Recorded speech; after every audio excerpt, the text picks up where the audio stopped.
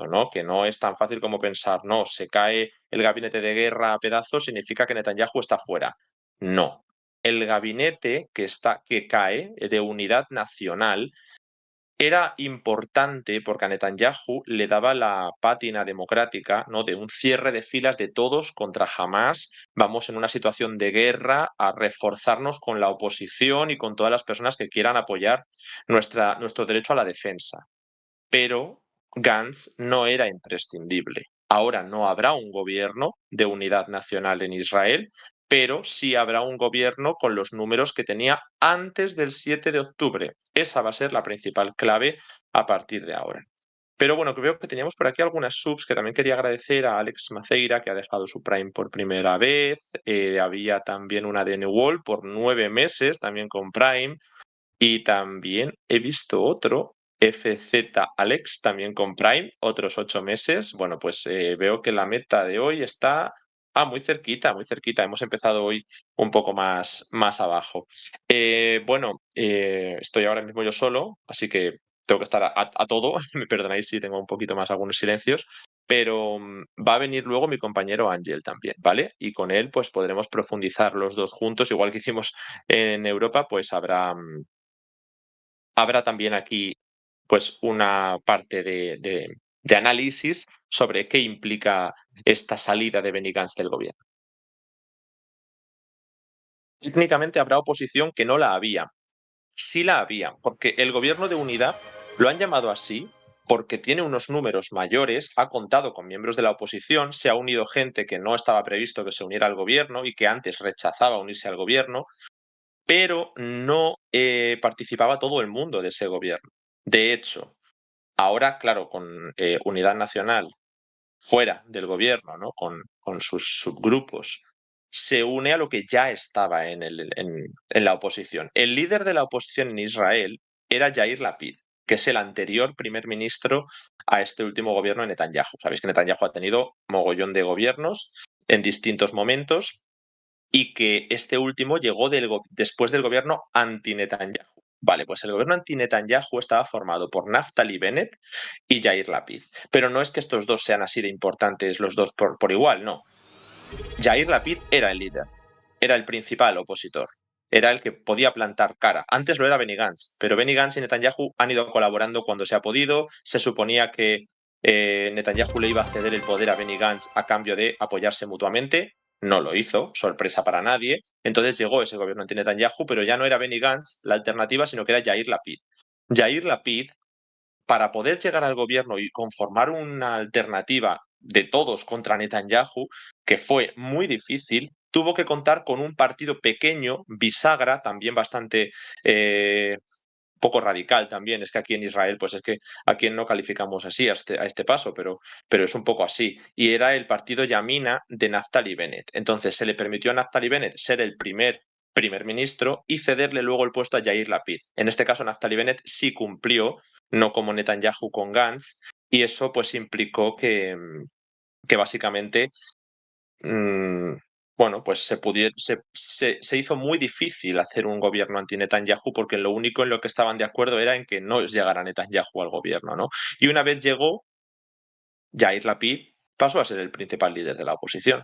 Entonces, cuando se conformó el gobierno de urgencia, ¿no? De emergencia nacional o de unidad nacional después del 7 de octubre, Yair Lapid no estaba en ese gobierno, porque ¿con qué cara vas tú a decir después de haber montado un gobierno anti-Netanyahu, oye, que ahora voy a entrar yo también en el gobierno con Netanyahu? Entonces, Netanyahu era un perfil muy tóxico para la oposición. Había gente que sí que quería la guerra contra los palestinos, pero no con Netanyahu al frente. Entonces ahí se dejó algunos asientos por si alguien se quería unir. Se le ofreció a Yair Lapid, se le ofreció a Víctor Lieberman, que es otro de los líderes nacionalistas más duros, ¿no? De la derecha en Israel, como es el partido Israel Beitenu, pero ninguno de los dos quiso entrar porque estaba Netanyahu al frente. De hecho, se habló de intentar,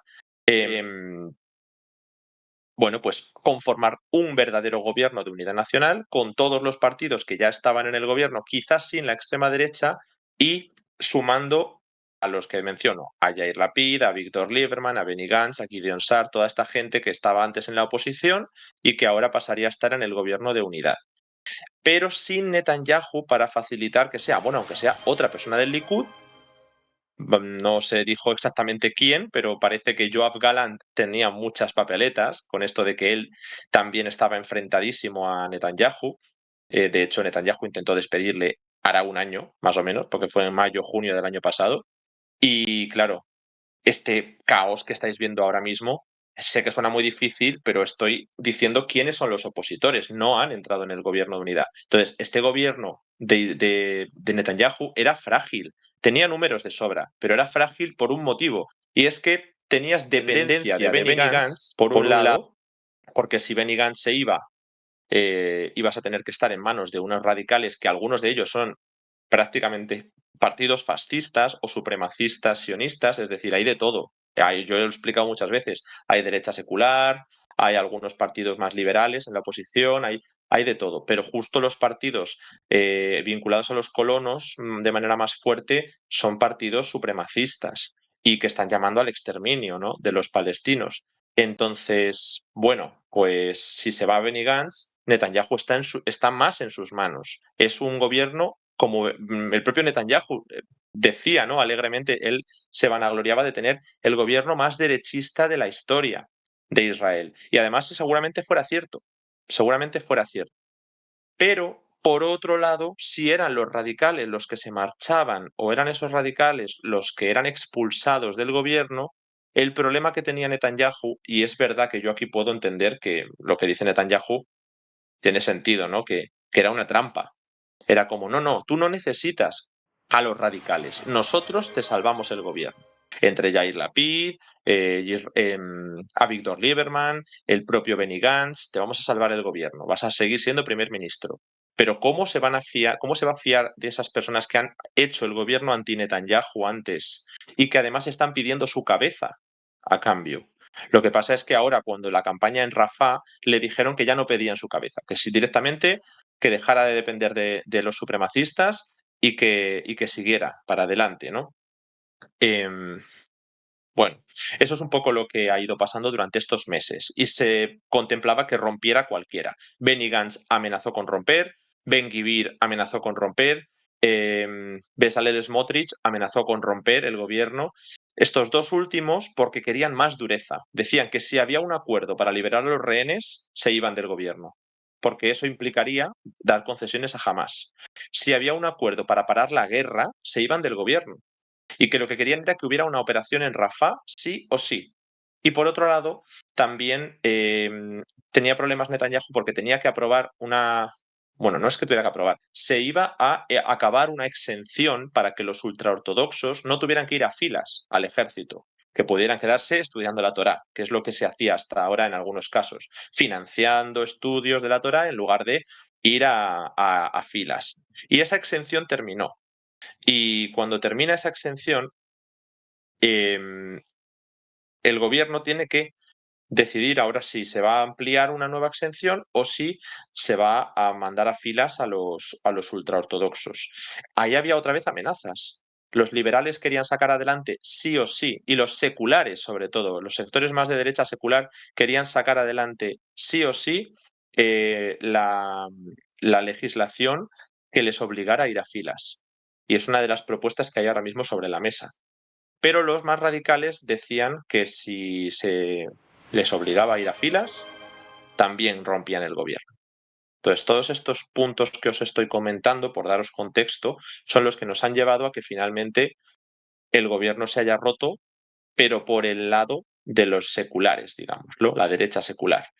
Esto significa que ahora mismo Netanyahu, bueno, pues si va a depender más de los radicales, porque se acaba, como insisto, se ha roto el gobierno de unidad nacional de Israel, ya no hay gobierno de unidad prácticamente, ¿no? Creo que, no sé si queda alguna formalización, lo vamos a ir leyendo con vosotros, ¿vale? Tenemos aquí proyectado en pantalla el hilo, pero antes pues voy a terminar de dar las gracias, que he visto alguna sub más, una de regalo de Village, como no podía ser de otra manera, a K2Z con Prime, también su primer mes, recordad eso, ¿no? Que no os sale gratis, hemos puesto los comandos en el Nightbot que tenemos, Pecter también nos ha dejado un Prime de 2 meses, MD Maestro otro Prime de 3 meses, Gortsev un Prime de ya después de 7 meses y,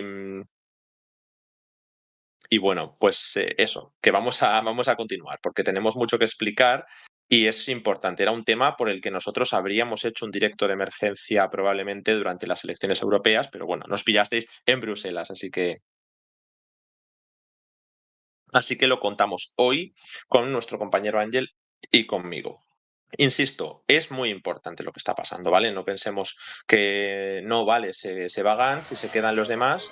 Y por supuesto, el gobierno va a seguir en ejercicio, pero el gobierno de unidad no creo que pueda continuar sin estos perfiles. Básicamente, ahora mismo lo cambia todo. Uno de los dos sectores que lleva meses amenazando con romper ha roto. Vale. Benny Gantz, este líder de unidad nacional que veis en pantalla, este hombre ya había sido ministro de Defensa de Netanyahu, líder de unidad nacional, ha abandonado el gobierno de excepción, este gobierno de unidad nacional del que hablo, que se formó después del 7 de octubre, y ha pedido unas nuevas elecciones anticipadas. Esto es muy importante porque Benny Gantz ahora mismo no puede formar un gobierno alternativo, no puede formar un gobierno anti-Netanyahu como se hizo en la anterior legislatura. No puede, no tiene los números. Necesitaría que el Likud se fragmentara y que hubiera gente que abandonara a Netanyahu para poder formar, ¿no?, esa mayoría alternativa. Por eso pide elecciones y por eso Netanyahu se niega a hacer elecciones, porque es consciente de que si las hace puede perder el gobierno. Mientras que ahora pues estaba en un equilibrio en el que puede perderlo o no perderlo, ¿vale? Veo por aquí un Prime nuevo de Half the Town. Prime, bueno, gracias. Veo que hay mucha gente nueva por aquí. Si nos habéis conocido esta semana, acordaros de la campanita y os notificará cuando haya algo de urgencia. Bueno, el caso es que ¿por qué ahora? ¿Por qué rompe ahora Benny Gantz? ¿Por qué no ha roto antes? Si las cosas que está diciendo ya se venían produciendo antes, ¿no? ¿Por qué no ha hecho colapsar el gobierno de unidad antes? Bueno, pues la explicación más clara es que aquí, que las encuestas son bastante útiles en Israel, salen muchísimas. De hecho, esta semana hemos visto 3 encuestas nuevas y todas nos estaban diciendo lo mismo. Lleva Benny Gantz mucho tiempo que se ha comido a Yair Lapid. Es decir, si hubiera elecciones actualmente, Yair Lapid ya no sería el líder de la oposición, lo sería Benny Gantz. Entonces, si cae Netanyahu y hay elecciones, el que tiene la posibilidad de ser primer ministro es Benny Gantz, es este hombre que veis en pantalla. Y por lo tanto a él le convenían las elecciones. Pero no rompía porque, claro, el ejercicio de hacer un gobierno de unidad precisamente va por eso, por una emergencia nacional, por lo que corresponda. Se supone que mientras estuviera la guerra, mientras durase la guerra en Gaza, se quería mantener este gobierno conjunto para, bueno, entre ambos, eh, lograr algún tipo de campaña especialmente exitosa, con un apoyo de más sectores de la población, que se cerrara filas en torno a la decisión de lanzar la guerra contra, eh, bueno, pues contra Hamás y contra otros grupos palestinos en Gaza, que al final no se trata solo de Hamás, eso es importante.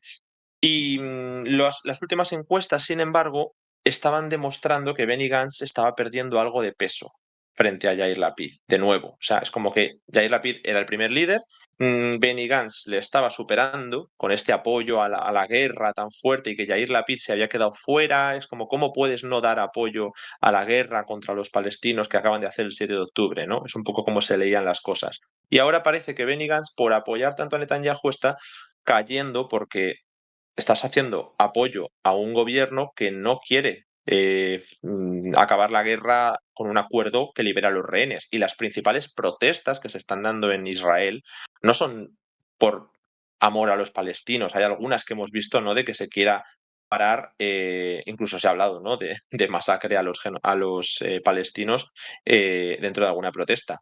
Pero el principal factor es que quieren la liberación inmediata de los rehenes. Y eso es algo que no se está consiguiendo.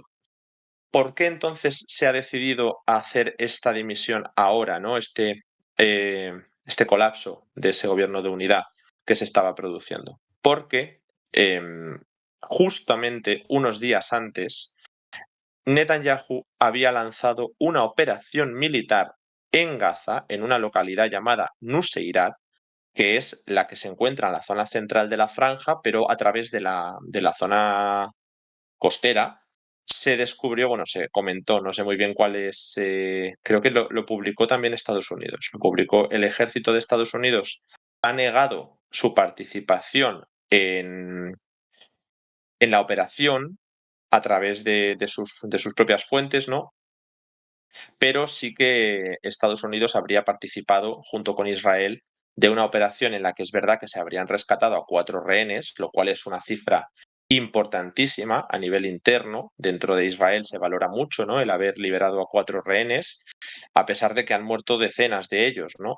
Pero que durante esa operación Israel mató a 200 palestinos, al menos, luego las cifras fueron cambiando, ¿no? Se ha hablado de 250, no sé si tenemos una cifra actualizada, pero vamos, que son unas cifras bastante grandes y 400 heridos, ¿no? Murió un soldado israelí, pero todo esto que estoy comentando no era el momento para que Benny Gantz dimitiera. No era ese momento, ¿no? Exactamente, como decís en el chat, pues Estados Unidos lo negaba, pero hay documentos gráficos que decís, aparentemente Estados Unidos, según esta acusación original, habría utilizado el muelle que había construido en la costa para la ayuda humanitaria, ¿no? Como para esta operación que se llevó a cabo en Gaza. Ya digo, Estados Unidos ha negado que se utilizaran los camiones humanitarios y el muelle, pero esa operación, pues parece que se ha producido por ahí, digan lo que digan. Sí, efectivamente se han matado a 200 palestinos para liberar a 4 rehenes. Eso es lo que se señala. Y claro, como digo, ahí no era el momento para que Benny Gantz, que justo lo que estaba demandando era la liberación de los rehenes, se marchara. Entonces se retrasó. Esta operación estoy hablando de hace 3, 4 días. 3, 4 días. Y ese anuncio se iba a producir el sábado por la noche. Finalmente se retrasó y se produjo el domingo. ¿Vale? Entonces ahí ya cambia un poco el panorama, porque cuando estamos hablando del domingo, Benny Gantz intenta con esto volver a reforzar su perfil. Al final, el gobierno de Netanyahu va a tener la misma mayoría que tenía al principio, que eran esos 64 escaños, cuando antes con el apoyo de Gantz pues ya superaba, ¿no?, los 70, no sé si llegaba a los 80 escaños, pero eran bastantes, ¿no? Porque la Knesset tiene 120 escaños, ¿de acuerdo? Entonces, con 64 Netanyahu va a poder seguir gobernando, pero lo va a tener que hacer a través de un gobierno mucho más radical y a través de un gobierno mucho más exiguo en números. Digamos que es dependiente totalmente de no perder 5 escaños. Es que si pierde 5 escaños se acaba, ¿no? Entonces, lo que pidió Ben-Gvir a continuación fue: no disuelvas el gobierno de unidad. Mejor méteme a mí y así yo también el de guerra, perdón. Así yo meto mi influencia en las decisiones sobre la guerra de Palestina, de Gaza, ¿no? Es como, bueno, si se produce la entrada de Benny Gantz o de estos perfiles tan radicales en el entorno de decisión de la guerra de Gaza, probablemente lo que veamos sea una operación mucho más fuerte y probablemente una ruptura mayor con Estados Unidos. También se hablaba de que justo venía después de las declaraciones de Biden de que había un acuerdo sobre los rehenes que Israel había apoyado, ¿no? Que eso estaba sobre la mesa y que parece ser que Israel pues no estaba muy convencida de todas las cláusulas que podía implicar ese acuerdo. Y Netanyahu se tuvo que reunir, o al menos su equipo, varias veces con Ben-Gvir o Smotrich, su sector, y decirles que no, que en ese acuerdo no pone nada del final de la guerra, que va a ser, pues eso, 2 etapas, una etapa en la que se van a liberar un número de rehenes, después unos días para negociar cómo se va a proceder a un alto el fuego más amplio, pero claro, desde el entorno de Hamas en esta ocasión no se había comentado si aceptaban o no ese acuerdo. A mí me parecía que si lo hubieran aceptado probablemente no se habría llevado a cabo como la última vez que Hamas aceptó el acuerdo. Israel no lo esperaba, era como ese órdago y finalmente no se llevó a cabo, ¿no? porque parecía que eran acuerdos distintos, pero Hamás había aceptado el acuerdo de ese intercambio de rehenes y prisioneros y un alto el fuego temporal y, bueno, pues como había un intento de parar la guerra, pues eso no gustó nada. Actualmente también Hamás se está esperando a que dé una respuesta y puede ocurrir lo mismo, porque es que el guión es el mismo. Estados Unidos presiona a Israel para que presente un acuerdo para aceptarlo. En este caso lo presentó Biden directamente, ni siquiera Netanyahu. Los sectores más radicales del gobierno de Israel amenazan a Netanyahu con tumbar ese acuerdo o con tumbar el gobierno si aprueban el acuerdo con Hamás. Entonces Netanyahu les dice que no va a haber ningún final de la guerra y Estados Unidos presiona a través de Qatar y de Egipto, principalmente de Qatar, a Hamás para que acepten ese acuerdo y que si no aceptan ese acuerdo, Qatar pueda expulsar y o detener a los líderes de Hamás. Eso es muy importante. Entonces, la presión que hay contra Hamás es total. Y por eso digo que yo no descarto que la respuesta de Hamás sea aceptar el acuerdo, a pesar de que pues ya Israel está dando señales de que entre la fase 1 y la fase 2 pues las negociaciones van a eternizarse y no van a llegar a ningún puerto de solución política. Esto puede servir a Netanyahu si convence a Ben Gvir, pero habiendo perdido ya a los sectores liberales, o bueno, sectores liberales ya los tenía perdidos, a los seculares de derecha, porque Benny Gantz es de derecha bastante duro, pero más secular, digamos, a mí me da la sensación de que Netanyahu ya no va a tener esa dependencia de Estados Unidos que podía tener hasta ahora por el equilibrio. De hecho, se ha especulado bastante con que en el discurso de Netanyahu en la Cámara, en el Congreso estadounidense, que hasta entonces pudieran aguantar sin la operación en Líbano, sin otras grandes operaciones, ¿no? Hiciera unas declaraciones explícitas a favor de Trump y que esto pudiera interpretarse como que la caída de Benny Gantz, la salida de Benny Gantz, era más bien una caída de las relaciones entre Netanyahu y la administración de Joe Biden.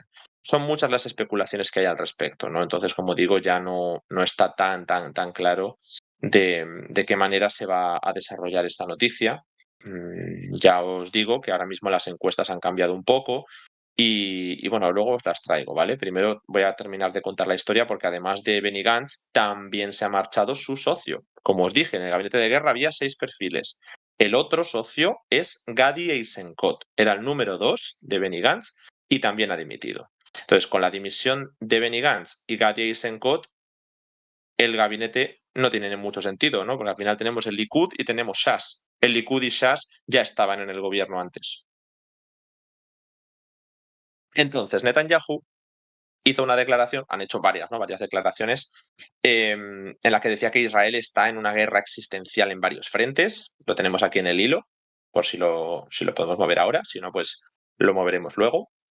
Em, y que este no era el momento para abandonar la campaña, ¿no? Lanzando este dardo a Benny Gantz, sino que era el momento de unir fuerzas y que va a permanecer su puerta abierta para cualquier partido sionista.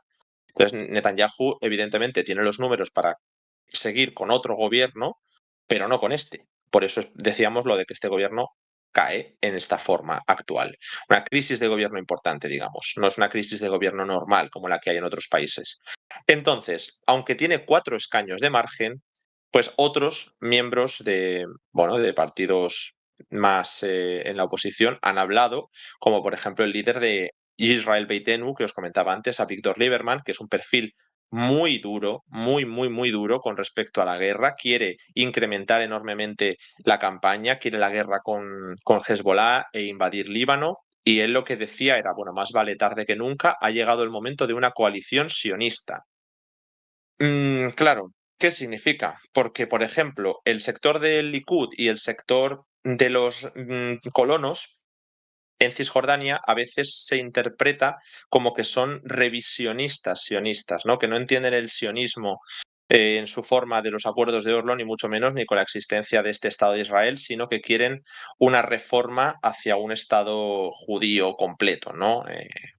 Es otro tipo de Estado, más eso, supremacismo judío y con una expulsión de los árabes o en algunos casos simplemente de los palestinos, ¿no? Vale, ahora continuamos, que veo que había alguna sub por aquí de el Easton Alto de Comprime, 4 meses. una de Saxmuel con Prime también 2 meses y Báilico 8 con Prime 6 meses. Oye, ¿cuántos Prime hoy, no? Es que os hemos contado ahí en el chat cómo se hacía la renovación. Acordaos que tiene que ser manual todos los meses, pero que os sale gratis. Así que, pues es verdad que si a veces lo decimos y os animáis porque no tiene más coste. Gracias. También Mick Pyre nos deja 100 chis, nos pregunta, ¿qué sabéis de esa operación? ¿Cómo fue operativamente para justificar tantos muertos? ¿Dónde fue? ¿Era una base de Hamas, una zona que habían limpiado? Lo que os decía, la operación de Hamas fue, perdón, de Israel contra Hamas fue en Nuseirat, que se encuentra en la zona central de la Franja de Gaza. Y claro, se supone, ya sabéis que en los distintos ataques que hace Israel muchas veces son indiscriminados o se consideran objetivos bastante más amplios, ¿no?, de los que normalmente se suele considerar y bueno, pues en este caso las cifras han sido más altas. Digamos que porque se habían utilizado supuestamente los camiones de ayuda humanitaria.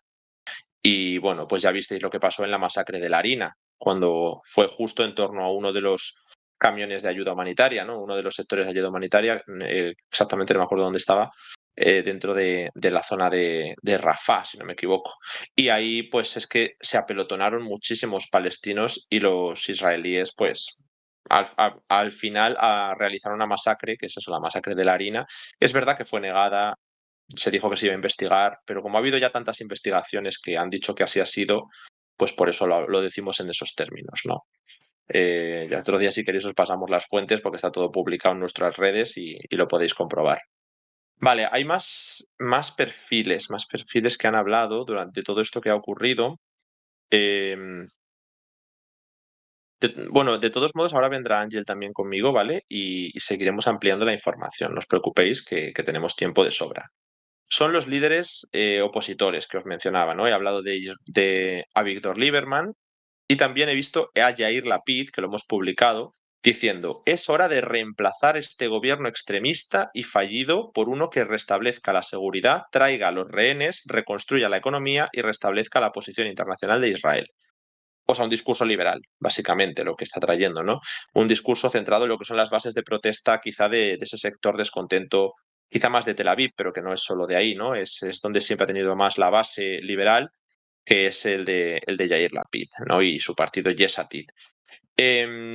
Bueno, pues esto es lo que se comenta, ¿no? Que Yair Lapid llama a hacer un gobierno anti-Netanyahu y Benny Gantz, pues en su discurso, según salía, llamaba a la celebración de elecciones.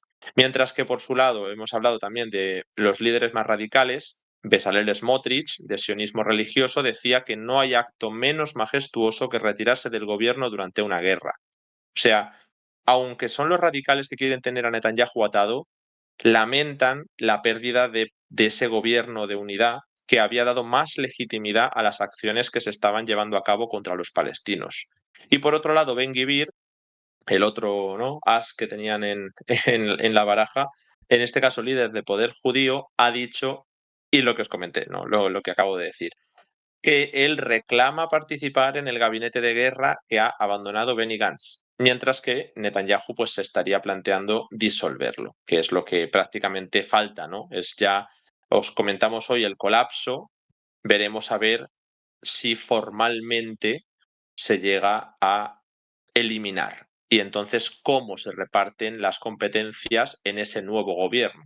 ¿Quién va a tomar las decisiones sobre la guerra en Palestina? Eso es lo que ahora mismo está en duda, porque lo que sabemos es que se han ido los dos, se ha ido Benny Gantz y Gadi Eisenkot. Entonces, ¿qué tenemos? Me explico, ¿no?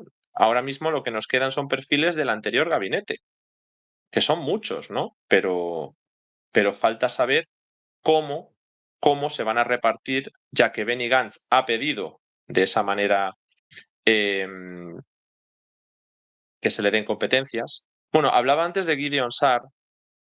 Cuando digo que Gideon Sar estaba, no en el gabinete de guerra, estaba en la coalición de Benny Gantz, ¿vale? En el gabinete de guerra había una sexta persona, pero era un observador también, Ron Dermer, que nada, es un perfil importante, pero que ha sido pues vinculado por los sectores israelíes estadounidenses, pero que no lo hemos mencionado porque no es tan importante, tan mediático como el resto. Es uno de los observadores, ¿no? Que teníamos ahí a Ariet Deri, como os decía muchas veces mediando, ¿no? Y por otro lado, pues a Benjamin Netanyahu, a Yoav Galán y a Benny Gantz y Gadi Eisenkot, que son los que se marcharon, ¿no? Del gobierno del gabinete de guerra. Entonces, he mencionado a Gideon Sar porque, aunque no estaba en ese perfil, él se marcha del gobierno, se marcha del grupo de unidad con Benny Gantz porque precisamente no le dan ese peso en el gobierno del gabinete de guerra, ¿vale? Ese es el dato que faltaba por comentar sobre Gideon Sar, que lo traigo a colación ahora. Así que nada, estamos a la espera de ver qué hace Netanyahu. No creo que convoque elecciones. Ahora explicaremos, si queréis, por qué. Em, ¿Ves? Vale. Digo, hay todavía preguntitas en el chat. ¿Dentro del partido de Netanyahu hay algún sucesor en caso de que él no se pueda presentar? Bueno, a ver, gente hay que quiere ocupar el puesto, ¿no? Precisamente se habla de que lo que hay es disputa interna, como el tema de Joab Gallant. Pero es que lo que él no contempla es irse, porque si se va, con todos los casos que tiene abiertos por la justicia y que él no ha podido todavía terminar su reforma judicial, que le situaría al Parlamento por encima de algunos organismos judiciales y podría también, eh, no sé, quitarse de encima sus casos judiciales gracias al Parlamento. Entonces, si convocas elecciones, ni has sacado la reforma judicial adelante, ni tienes el peso en el Parlamento para limitar la acción de los jueces contra tus casos, ni te puedes quitar los problemas de encima. Es decir, Netanyahu también quería situar su figura, pues no sé si la palabra sería la inviolabilidad, pero sí que era darse una inmunidad, cierta inmunidad. Y eso pues no lo puede hacer si pierde el gobierno. Entonces ya no es solo que él tenga que seguir la guerra porque si no le tumban el gobierno. Es que tiene que seguir en el gobierno porque si no puede enfrentarse a casos importantes. Y que además hay tanta gente en la oposición y en el gobierno queriendo tumbarle que, que la verdad es que, como para esperarse que no vayan a tomar medidas una vez que le quiten el asiento, es bastante probable, ¿no? Que haya represalias por parte de esos sectores opositores o del propio Yoav Galán si se hacen con el poder. Así que ahora mismo es como que Netanyahu no puede ni de lejos dejar el gobierno en manos de otro perfil. Juicios pendientes, lo que os decía, algunos de corrupción. Ahora, si queréis, lo hablamos más con Ángel. Quería dar las gracias también por aquí a Abelardo Segura por el Prime que nos ha dejado. Muy bien, bueno, hemos conseguido esa primera meta hace un rato que no lo comenté, pero estaba muy bajita. Por eso la hemos actualizado para esta sección. Vale, pues antes de que entre mi compañero, os voy a traer también algunas encuestas que había, porque se contemplan tantas cosas. Ahora mismo hay mucha gente especulando en Israel con qué puede pasar. Dicen, no, bueno, es que si hubiera elecciones, es verdad que Benny Gantz se está recuperando un poco, no lo suficiente como para alcanzar las cuotas que llegó a tener, ¿no? Durante el periodo en el que se convirtió en el futurible líder de la oposición o futurible primer ministro. El Likud ha caído, Yair Lapid también, y por lo tanto Gantz sigue siendo primera fuerza, según las encuestas. Han salido 13, como digo, estos días. Ha salido la del Canal 13, la de Cannes y la del Canal 12, por ejemplo. Y todas más o menos dicen lo mismo. No hay ninguna que le dé a Netanyahu por encima de Gantz. A Gantz le dan primera fuerza. Lo que pasa es que, bueno, pues Gantz sigue perdiendo votantes, pero Netanyahu no está ganando muchos, porque parece que los que ha ido perdiendo Benny Gantz, como os decía antes, se han ido a otros sectores opositores, como a Yair Lapid, a Víctor Lieberman. En definitiva, la gente que ha dejado de votar o habría dejado de votar a Gantz, lo que quieren es votar a otro que no esté en el gobierno. Es decir, lo que quieren es que no haya un gobierno de Netanyahu. Y cuando Gantz se ha ido con Netanyahu, pues le dejarían de votar. Tan sencillo como eso. Y bueno, pues eso, que eso dentro de lo malo para Netanyahu no es tan malo, porque Benny Gantz pierde votos, pero los pierde dentro de su mismo campo, ¿no? Y lo malo es los que está perdiendo el Likud. Cuando el Likud pierde votos y se están yendo a la oposición, esos votos ya sí que pasan al otro bloque, porque actualmente se habla en política de bloques. Bloque Netanyahu, bloque anti-Netanyahu. Y como se pasen al otro bloque, eso ya es un lío completo. Pero es que además Lieberman está ganando votos en contra de los dos, tanto de Benny Gantz como de Netanyahu. Y Lieberman, insisto, será súper radical a nivel belicista, pero él no quiere a Netanyahu. Él está en el bloque anti-Netanyahu. Un gobierno alternativo con un Lieberman dentro es seguramente muy belicista, pero va a tener muchos conflictos para gobernar con los socios. Pero bueno, también es verdad que ahora mismo, por ejemplo, ha habido unas elecciones internas en el sector laborista y las ha ganado un perfil también bastante duro dentro del sionismo, ¿no? Bastante, es que me sale la palabra más radical, pero es más radical que los que había antes quizá, pero no es la palabra adecuada porque vemos que el campo está tan derechizado en Israel que se queda corto, ¿no? El señalar solo al nuevo liderazgo de Meretz, que es ese partido que parece que se presentará de manera conjunta, ¿no? Se está hablando de fusionarlos con los laboristas. Esos dos grupos, hay una encuesta que contempla que vayan separados y aún así les están dando unos buenos datos a los dos, ¿no?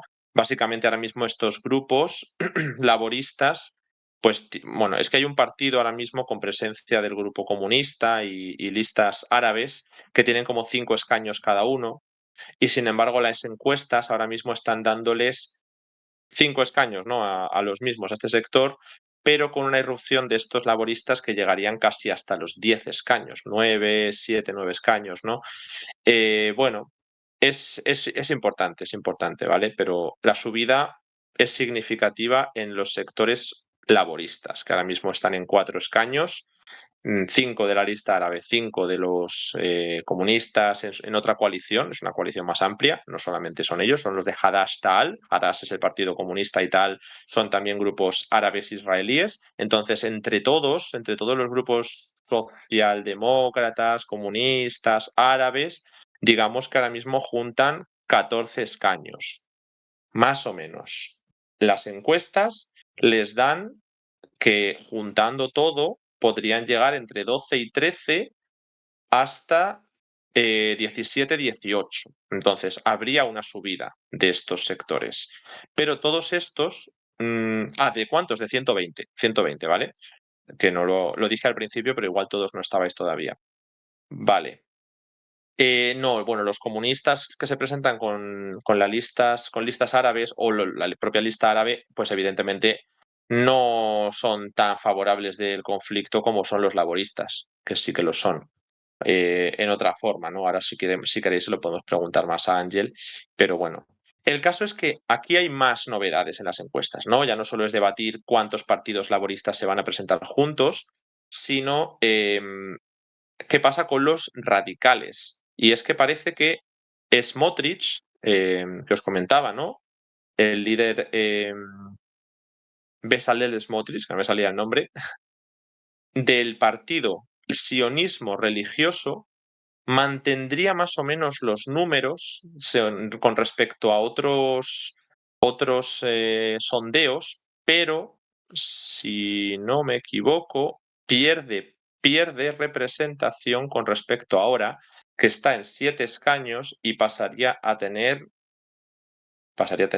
a ver, ¿cuántos? Sionismo religioso, que no lo veo.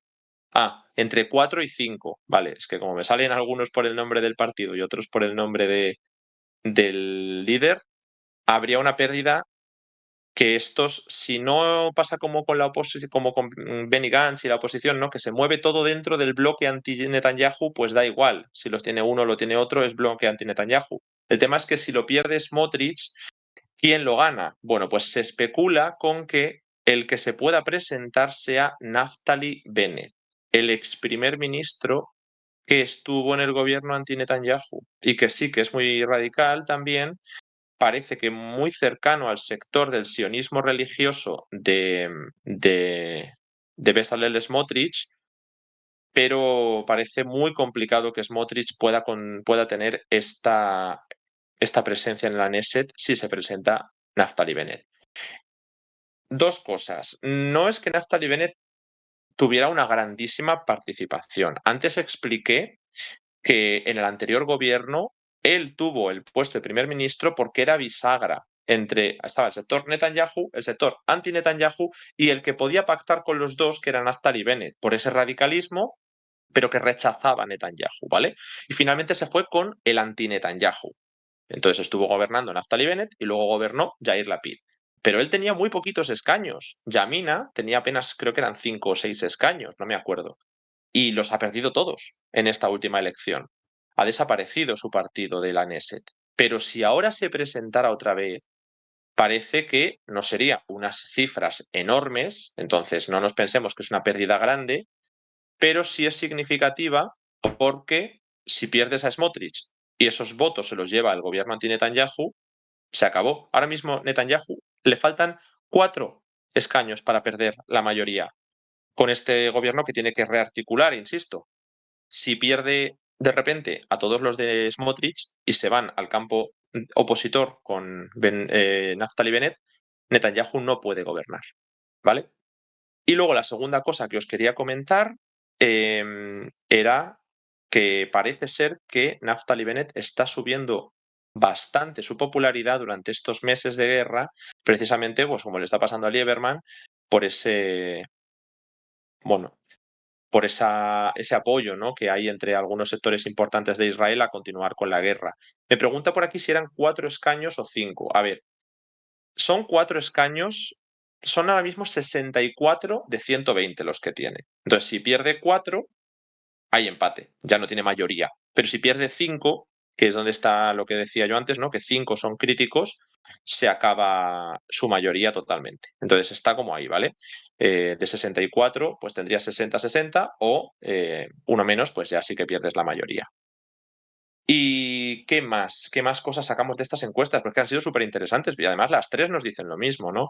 El partido Shas, que os decía de Ariet Deri, que está de observador en el gabinete de guerra, parece que mantendría una buena representación, aunque podría perder un escaño, algo bueno, asequible para ellos.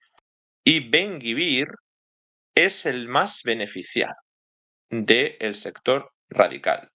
Mientras decimos que Ariet Deri podría perder algo, mientras que decimos que Bezalel Smotrich podría perder todo o perder mucho si se presenta, como digo, Naftali Bennett.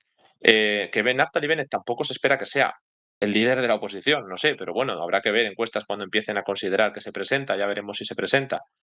Em, Ben Gvir sí saldría beneficiado.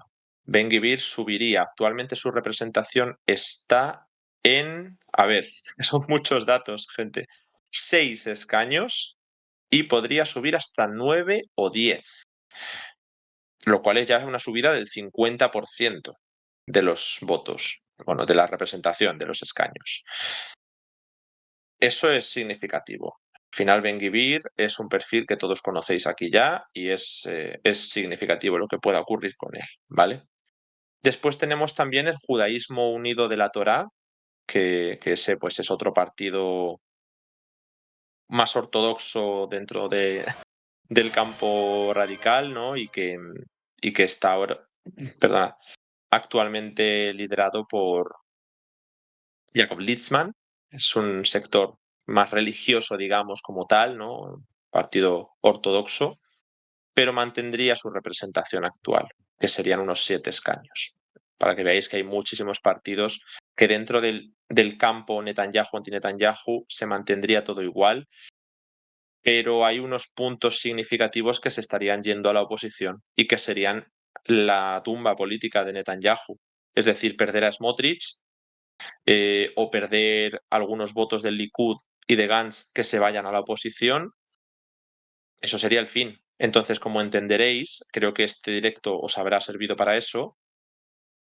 Como entenderéis, a Netanyahu le conviene de todo menos convocar elecciones. Si se cae el gobierno de unidad, que ahora mismo está en pleno colapso, veremos a ver qué hace para reconducir eso o si lo elimina del todo. Bueno, pues convocar elecciones no parece una opción. O busca otro socio, o cede algo a los opositores, o se queda con los que tenía en el gabinete de seguridad, pero en cualquier caso suena a que se pueda radicalizar en este último escenario el, bueno, pues el mando de la guerra.